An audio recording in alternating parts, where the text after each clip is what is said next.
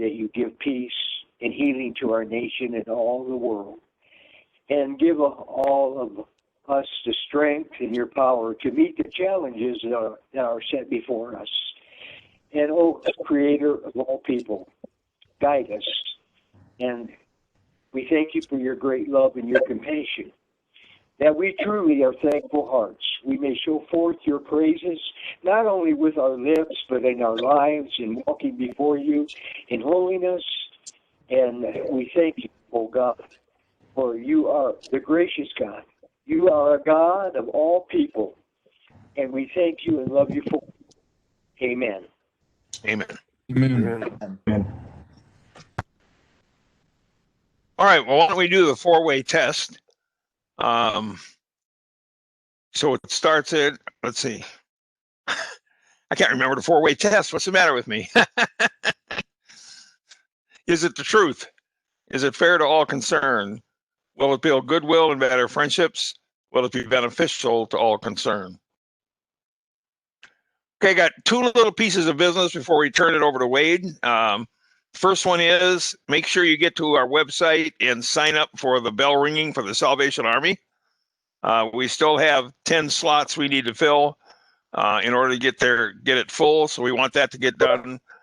And the second thing is, if you go on the website as well or the newsletter, you'll see an article about being able to get matching funds for our foundation. One of the churches in town has said they would match our funds up to $55. And I guess another good thing that could happen is, let's see, where is there it is. Have Wade unmute his phone, or not unmute his phone, unmute his microphone, and so he can talk to us. But Wade, you were going to give us a discussion about purchasing your book. Yeah, real quick, I'd be happy to do that. One thing I am offering for the club, or for anybody that's out there, is that I do put 10% of the book sale back to a charity. So in this case, hopefully it'll be for the Rotary Foundation. With that, if you decide to purchase the book, along with that, just make a note of the club that you're with, and I will go ahead and make sure that you get recognition for that. We will put it to the Rotary Foundation on your behalf. Thank you very much. We appreciate that. Sure.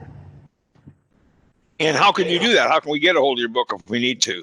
The website for the book is www.wadenomura.com/book/.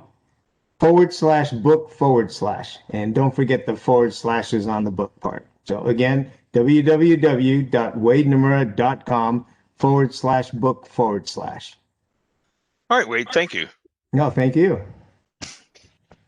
Matt Q, do you have anything for a Sarge program today, or are we just going to go right into the speaker?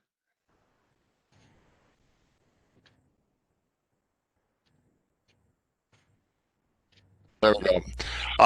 No, I don't. In fact, I didn't look up who was supposed to be Sarge today. I apologize.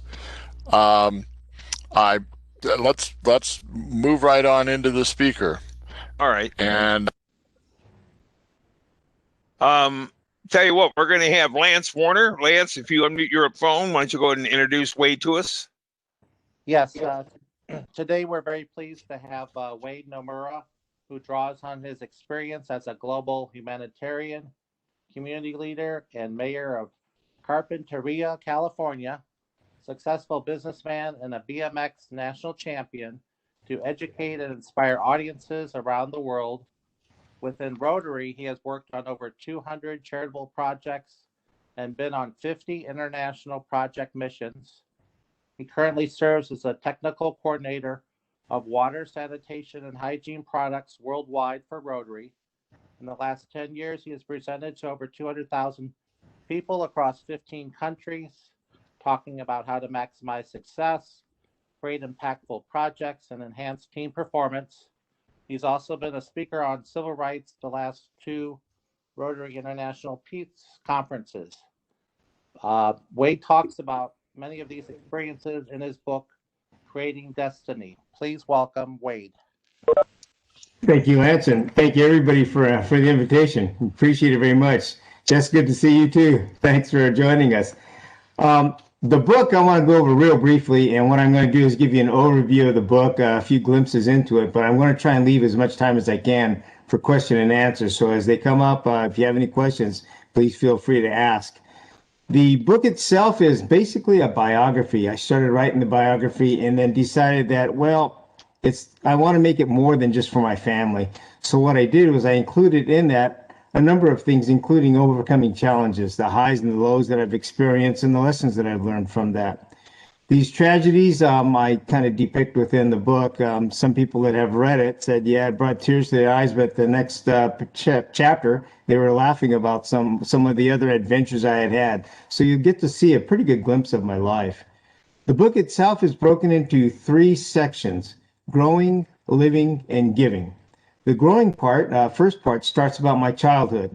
And in that, it includes some of the challenges I faced as a youth. One of them was being Japanese American and having to deal with discrimination at a very early age. My parents, both sides of my family, were interned in a concentration camp during World War II in Poston, Arizona. So they lost all of their belongings being put into these camps. And so that kind of left a scar and made a big difference in the family structure itself and how we were looked upon and treated. I was born shortly after that, right after World War II. And because of that, there was still a lot of issues, a lot of challenges that we had to face as a Japanese American family, being raised and brought up in a pretty much predominantly white community. So I talk about that. I also talk about the challenges I faced. Believe it or not, I'm also a polio survivor. So I had to deal with polio at a young age. I was 4 years old when I contracted the disease.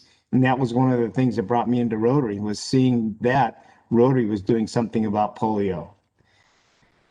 In that same time, my childhood, I was fortunate to have a lot of mentors, people that helped me out, got me through life. One of them, my first one that I could remember, was my grandfather. I was the firstborn Nomura of the firstborn son, making me the third firstborn child. What that meant was that I was destined to lead, based on Asian culture, lead my family. So I became the leader of my family starting at a very young age. My grandfather took me in. One quick story I could tell you about it.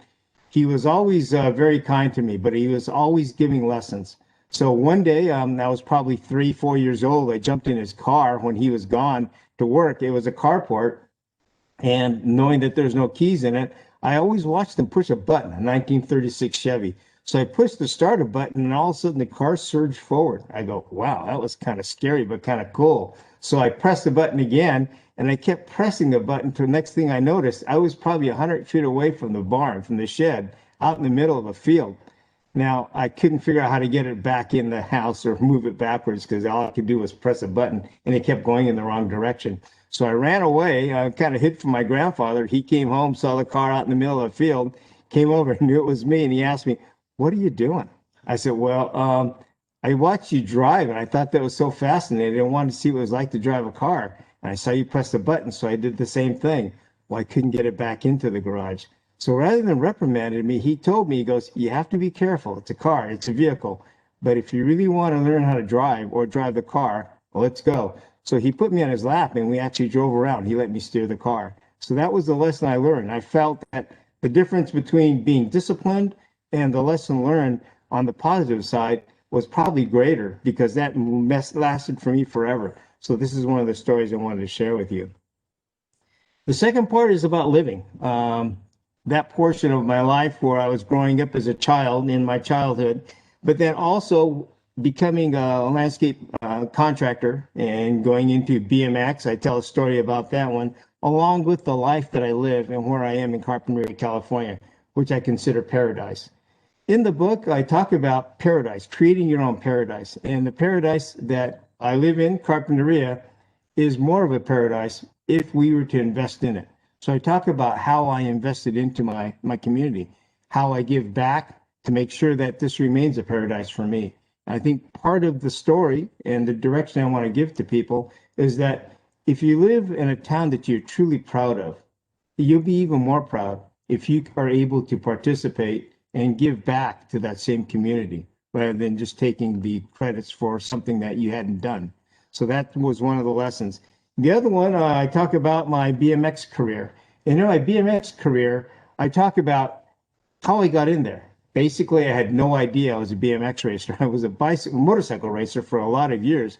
And one day I was working in a project and some poor kids came along. They were in the project themselves and they started hanging out with me. And they said, boy, it'd be great to have a motorcycle someday and be a racer like you.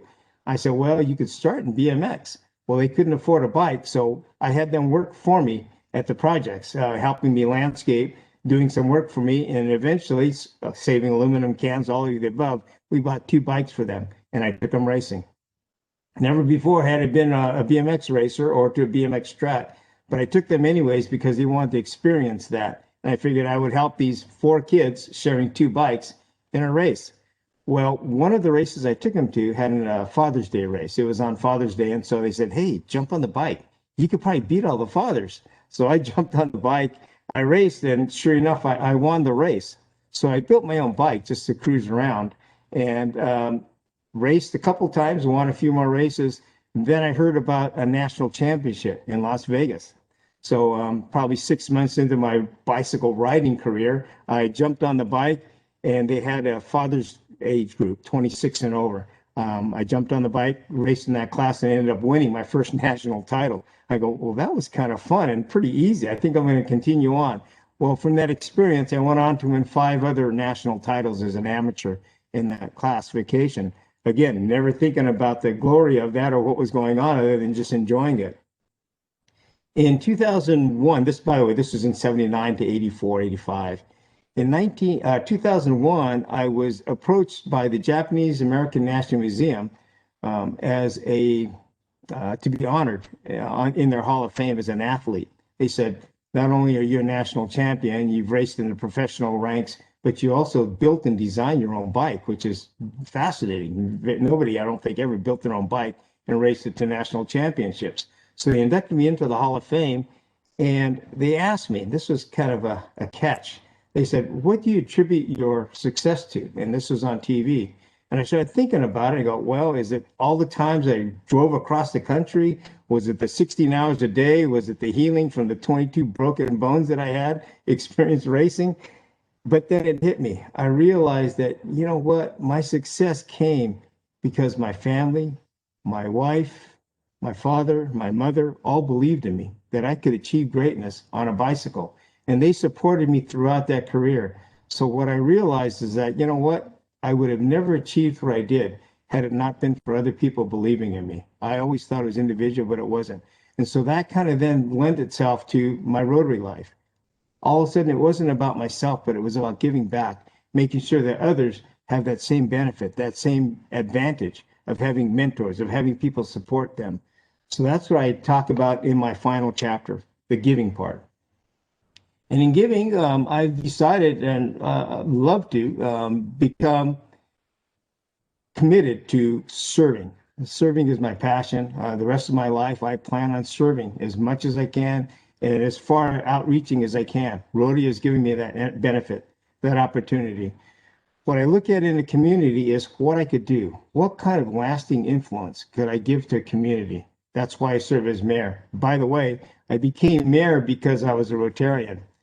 I never in my life dreamed of being a politician. I said, that is the one thing that I would never want to do because politics seems so bad and it was a no-win proposition. You can make half the people happy, the other people would hate you. But eventually I was approached by 4 different interest groups and they said, our community is having some issues and it's all based on the council. The council's divided and now the community is becoming divided. Would you consider serving on the city council to bring it back to a moderate level where we could all get along better together? I said no a few times, but then I started thinking about it. I go, yeah, I could do that. And they told me, they go, as a Rotarian, you will bring high ethical standards. You've proven yourself as a volunteer throughout the community. I was awarded that same year as being Carpentarian of the Year for the volunteer work I'd done. So I said, if I can make a difference, I will go ahead and do it. Well, I won the election, won the seat, won by a record amount. So because of that, I realized that, wow, that was something I had not planned on doing. to become a politician, become a city councilman. But then I realized how much impact I can make to benefit my city. And it actually did. It's helped out tremendously. And I've enjoyed every minute of it. One of the things I want to close with before I open this up for questions is I've decided, and I've seen this, life, as I see it, is extremely short. We only have so much time on this earth to give back. I started out as a young person, as a young professional, thinking, well, success, one thing I want to do, my goals are to become a millionaire, to have a great house, a cool car, maybe 2 or 3 cool cars, all of the fast motorcycles I could fit in my garage, wear the coolest clothes, and I'll be a happy camper. Well, that changed when I changed to service, when I became a Rotarian. All of a sudden, it wasn't the material values that I was looking at, but it was what I could do to help others. My grandfather taught me that if you work with other people and you become their mentor, their advisor, they will become a mentor and advisor for somebody else that passes on those same things as we do in Rotary. So that's why I look at that. All of those people that mentored me, I have to give back 10 times. I have to mentor 10 more people, more than they did, to make sure that everybody has a mentor, somebody they could trust, somebody that they could believe in. And when I say life is short, my commitment now is, as long as I'm able, I will continue to serve humanity, serve Rotary, serve those people that I've never met before, and make sure that my community stays what it is, my paradise. And that's what the book talks about. I was able to cover that in about 10 minutes of my life, but I am 67 years old, for those of you that were wondering how old I am. I've been told that I've lived 3 different lives because I've done, as you'll see in the book, everything from being a BMX racer to a judo expert to you name it. I've done it. I've tried it, to what Rotary's given me today. And every one of those points and every one of those factors came with the hard times and the good times. I've learned from the hard times, and oftentimes people say, you know what, it's a terrible time in your life. Put it behind you, walk away from it. In my opinion, that's not the right way. What you have to do is those tough times that you live with, learn by it. Take away something that's going to be of value for you. As an example, about 3 years ago, my wife passed away from cancer. We were married for almost 44 years. I was engaged to her at the age of 16 years old. But cancer ended up taking her. And at that time, it was a tragedy. I didn't know what I was going to do. I figured that, as she asked me to do, continue on, make sure that Rotary is given all of your attention. So no matter what happens to me, I want you to continue with that Rotary mission of giving back. So I honored that, and I immersed myself in Rotary. And that was the one thing that got me through with it. She also made me promise that I would not live life alone. And so even though she passed away, she left me a lot of things.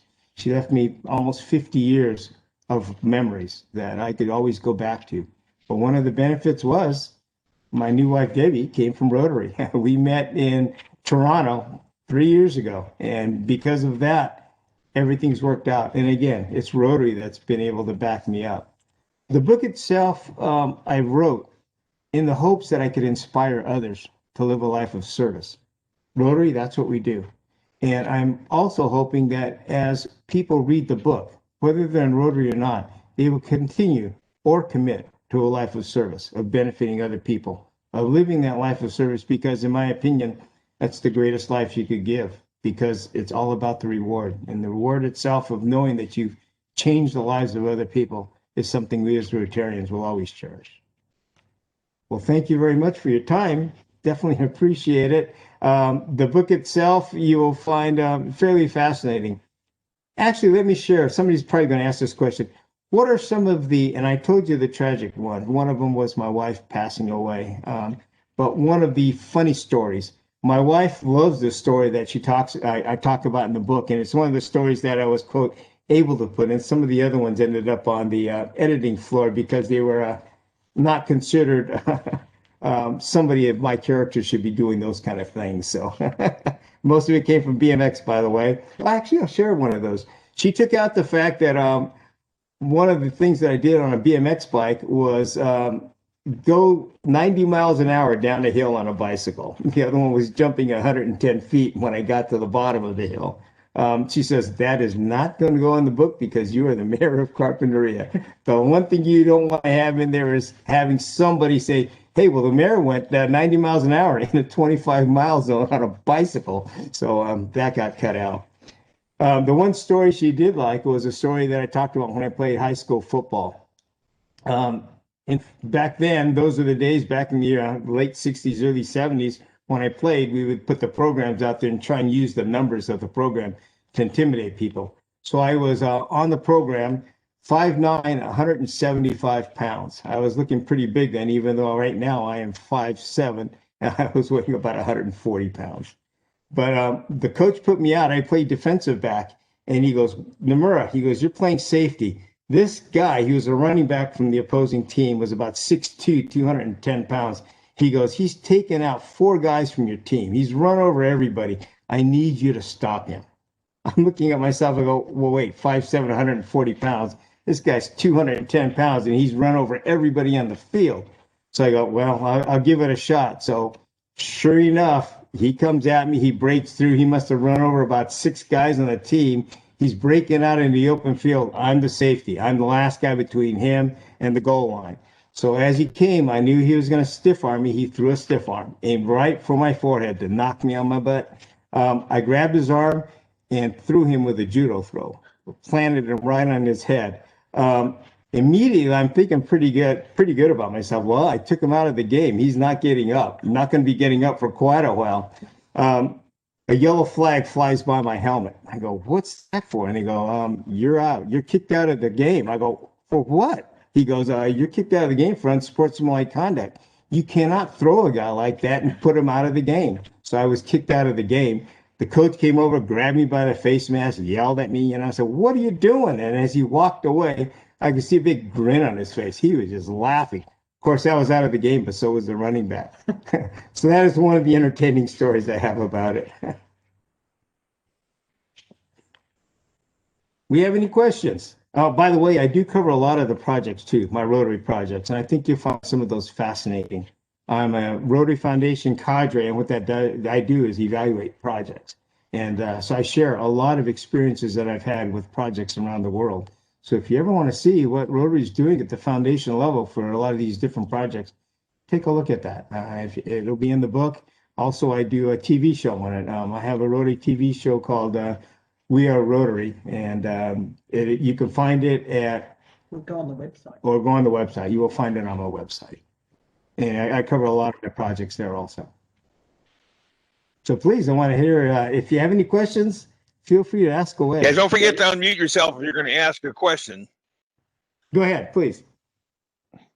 Hey, this is Lance Warner. I was just wondering if you could share maybe a story when you were in the concentration camp. I know you were very young, but do you have any memories of that and how it impacted you? Yeah, actually, it's in the first chapter. If you go to the book itself, and by the way, I was not born in the camps. The camps occurred before my life.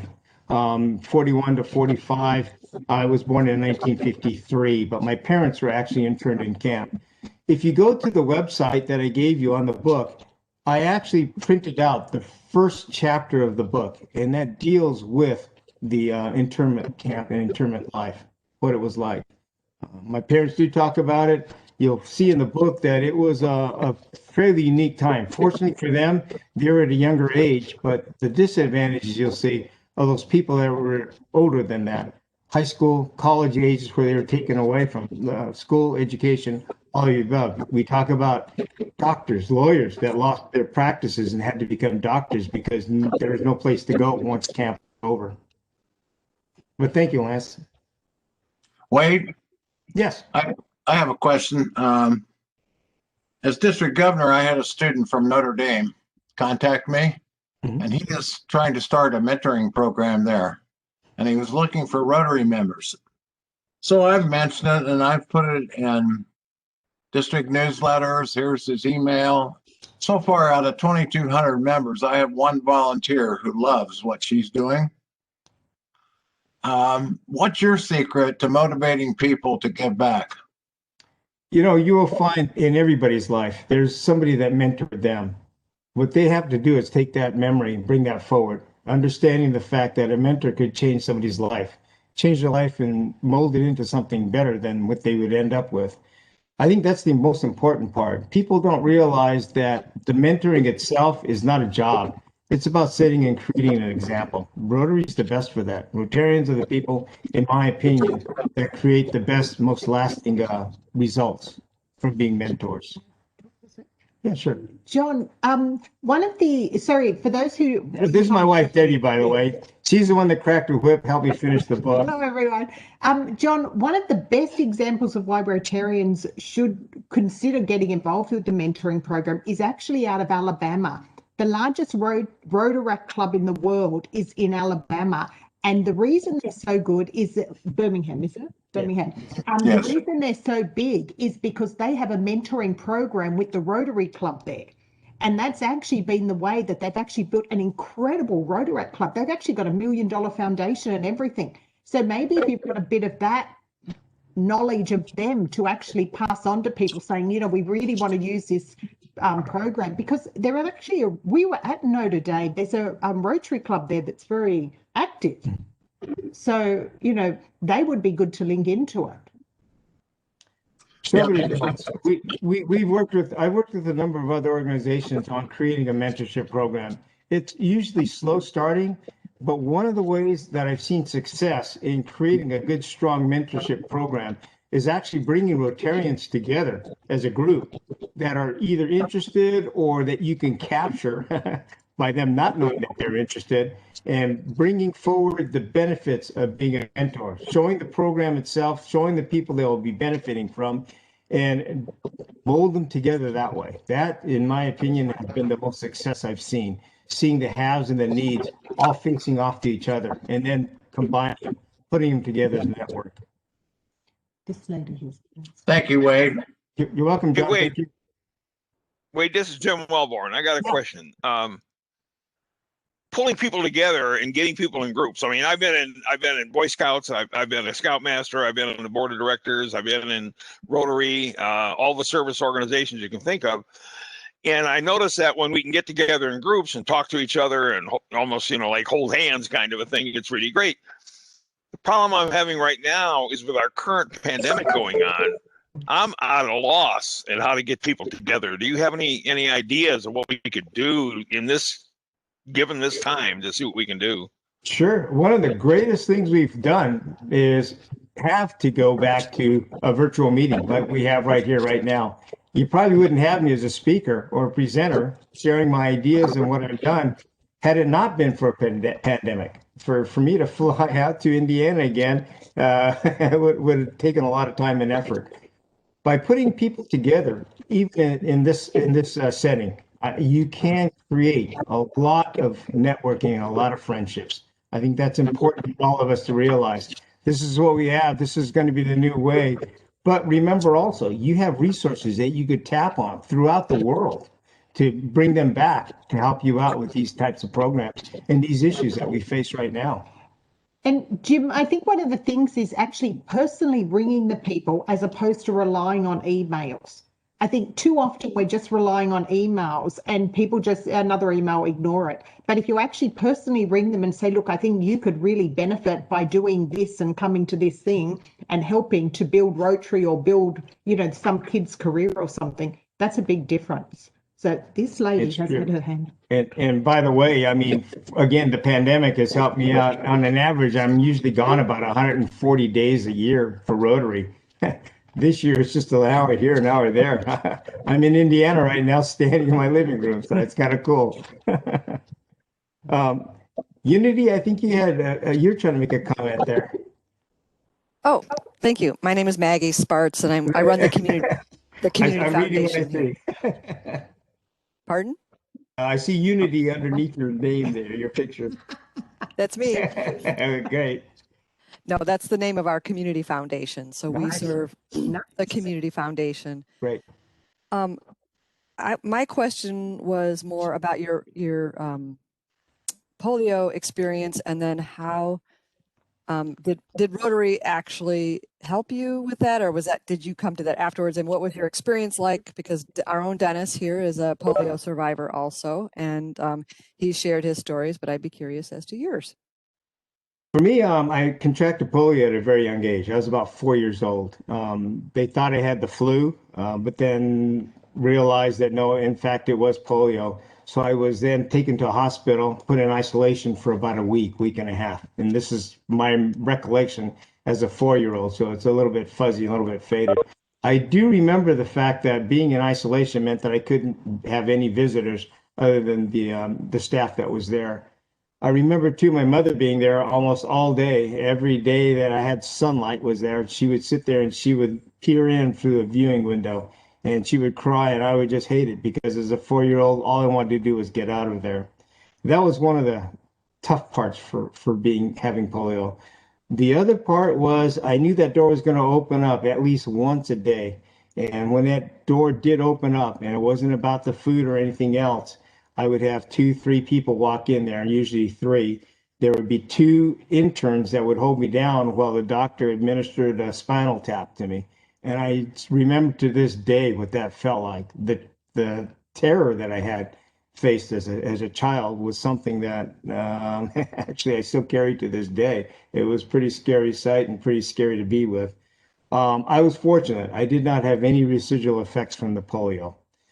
And that's why when I joined Rotary and found out that they're doing the polio thing, I did. I ended up going to India on an NID just to give back. And when I was there, I was fortunate enough to go behind the curtain. And when I say that, I went to the city of Moradabad. And again, this is in my book, where a team of 5 of us actually went through and helped the polio team in the city of Moradabad. And in that one city in 5 days, we immunized 916,000 children under the age of 6. And we don't see that. We don't hear those numbers. But being there, and they found out that I was in a governor line, and also a polio survivor, I had media following me everywhere. So we got to go behind the curtains for quite a few things, including visiting with the health camp people and those groups and those clinics, seeing the number of immunizations that they had administered each day. Every day they would do this. And the guy that was with me, he goes, "You got to watch this. It's fascinating." He was a doctor. And he goes, "You'll see how we are going to beat polio in India." And we went up there, and the first person came up and we go, "How many, immunizations have you done today?" And the gentleman goes, "I did 2,100 in this one day. Our team did." Somebody else stands up, they give the number. The lowest number was 870, I believe, 70 something. And the gentleman looked at him and he goes, "I need you to stand up and I need to talk to you. You are a disgrace. You're going to let India down. You're going to let your people down. 870 is not acceptable. If you don't come in next time with the highest number, we will not only fire you, but we will disgrace you and your family." That was a change. After that, he was at the top, but it worked. But that was India. They took it extremely serious. And I got to experience it only because of the fact that I was, quote, considered a celebrity. We had TV people following us everywhere. But that was India. By the way, one other story about that one. I found out later on, I shared the stage with Peter and Jonathan Salk, and they talked about the immunizations that their father had developed. And at that one time, they said there was one bad batch that came out of California, one of the universities, and it had infected 18,000 children through the vaccine, through the immunization process.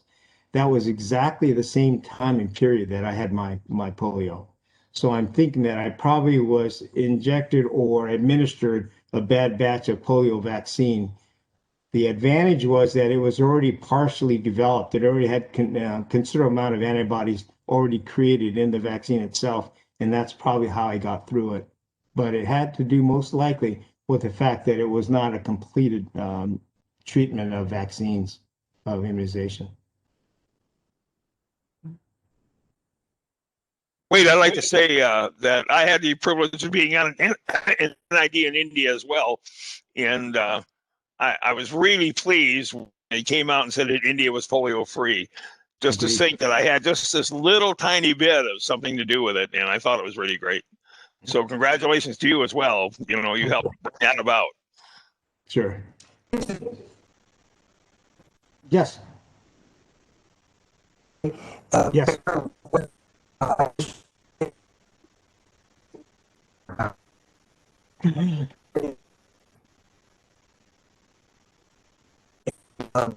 Okay.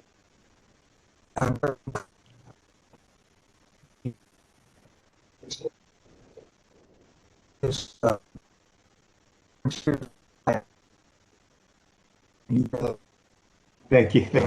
Thank you very much.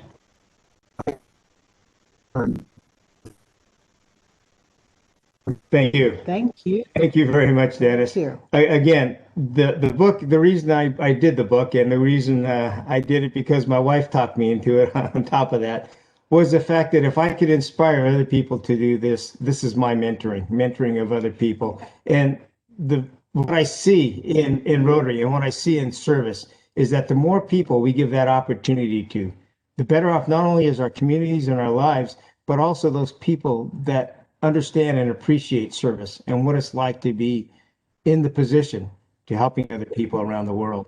But Dennis, thank you. As you know, it is the most rewarding life you could ever have is the life of serving others.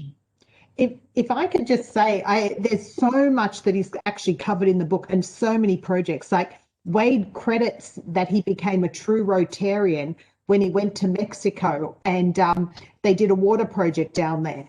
And the gentleman said to him at the end, the town, well, tell that story. It's just incredible, like some of them. And, and then he goes on to talk about Puerto Rico, this incredible project there and how to actually do a proper community assessment. And, there's so many stories covered. People oftentimes get discouraged because global grants projects become so difficult, such a challenge.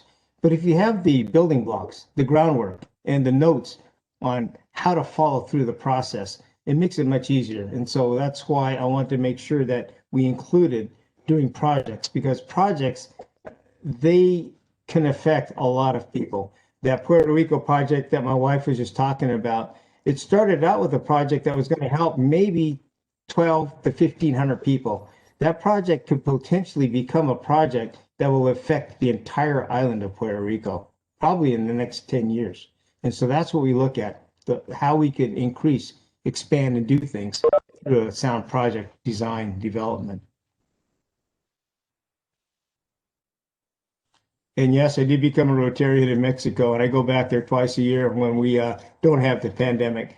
I've been very fortunate. I served as a president's rep in Mexico, took my team with me, and one of the interesting factors of that was that as a president's rep, I did all of my presentations in Spanish. So I'm fluent and bilingual in Spanish. So I did the whole thing in Spanish, and I had to look out in the audience, and the 12 members from my district that came along with me to evaluate different projects and get involved with that district were all wearing headsets, and they were translating my Spanish back to English for them to understand better. So I thought that was kind of a unique experience.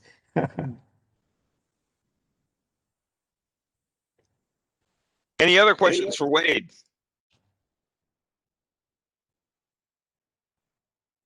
Hearing none, Wade, I'd like to thank you very much for taking your time to join us today. I'm sure that I know I'm going to go out and buy your book now, and I hope other people do too. And as a matter of fact, I may use Thank you.